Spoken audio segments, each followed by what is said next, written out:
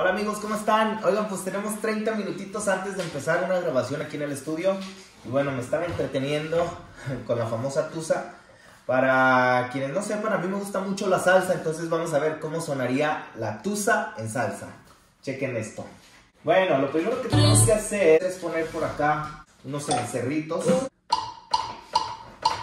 Luego estos en la parte más rítmica. Unas muy buenas percusiones salseronas.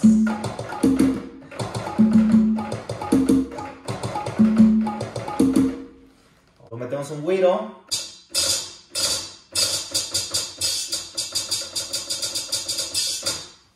Que le va a dar mucho sabor, por supuesto. Tenemos que meter unos timbales. Por supuesto, un bajo. Al principio que vaya marcando nada más ahí el bajo. Luego ya algo más salseadón.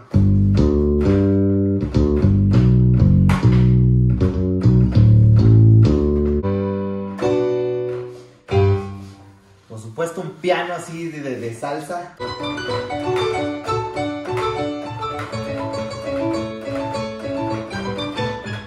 Un saxofón. Y una trompetita.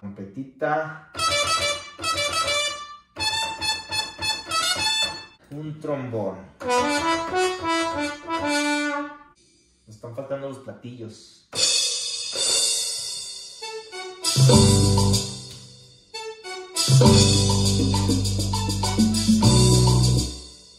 Al revés.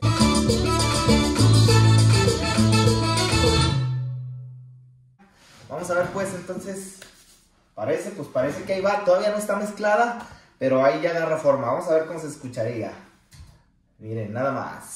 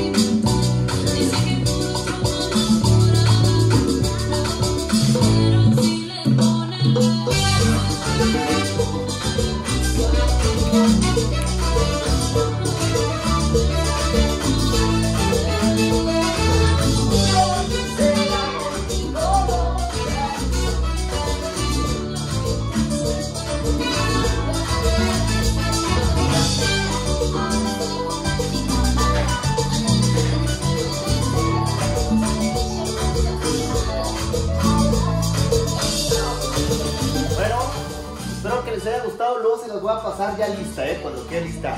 Nos vemos, bye.